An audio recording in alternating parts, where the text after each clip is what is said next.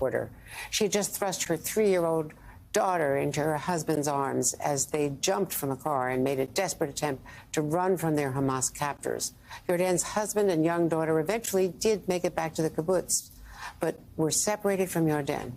There's been no word from her since. Her siblings and extended family have mobilized, turning their home into a makeshift command center, leading protests to keep Yarden's story alive and meeting with political leaders hoping to find the young mother. And that's what brings Yarden's cousin, Maya Roman, here to Washington today. Maya, thank you for joining us. You're seeing senators. You've seen Senator Graham today. You saw other senators yesterday. You've been at the United Nations. Tell me, what do you know? Do you know anything about the well-being of your cousin?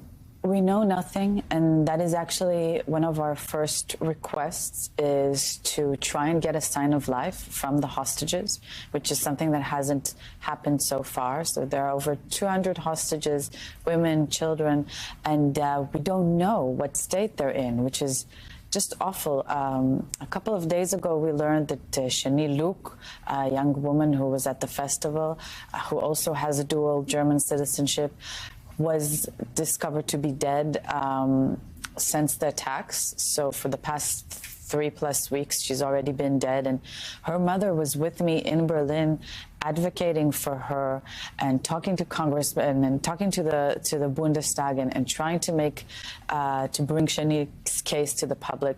And all this time, her daughter was actually already dead, and it was just heartbreaking when we learned. So, yeah, that is our first request, is to find out what's happening with our loved ones that we know nothing about. We don't even know for sure that Hamas has her, because we have no certainty around this case. So that is our first request here. I mean, the international rules of war are that the Red Cross is supposed to get access to hostages and communicate with loved ones immediately. Exactly. That's being ignored by Hamas. But the Israelis keep updating the number of hostages, like it's now 240. So do they have names, and do they have Yarden on a list? Yarden is on a list of hostages, and the list is being updated because of new information and intelligence gatherings that I know are being gathered from different sources. So yeah, Yarden is now currently on the list because she was seen by her husband. How did you feel when Israel went into the second phase on Friday night with a ground assault, and now today, again, major attacks on this refugee camp in the north? We don't know whether the hostages are in the tunnels underneath. And yesterday's assault, the devastation. How does that make you feel? It's very hard. It's very confusing. We, initially, a few weeks ago, we thought a humanitarian deal was seconds away, was coming. We always said that we wanted to celebrate Yarden's birthday, which was a week ago, with Yarden home. And we ended up celebrating it at the Brandenburg Bridge with 25,000 people in a rally to support Israel. In Germany. In Germany, yeah, singing happy birthday to Yarden with us. So the fact that it's been so long is devastating. And it's very hard to know what is the right action that should be taken by our government, by other governments. I don't know if we can trust the negotiations going on. I think that is what Israeli government believes, is that the negotiations were a stall tactic used by Hamas. And it's true that the psychological terror that we went through for the last weeks has been awful, thinking, oh, they're going to release all the hostages one day, and then, no, they're not releasing anyone. Oh, maybe they're releasing women and children. No. It's terrible. It's terrible.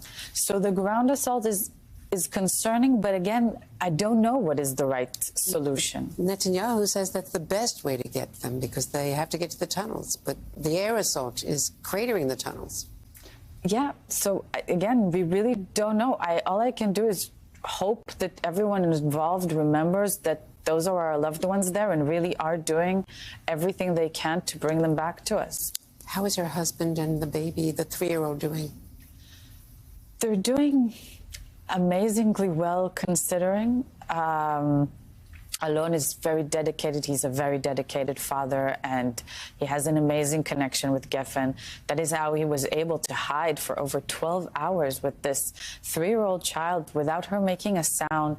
He told us that the only thing she told him was, it's too bad we didn't bring any water when they were hiding.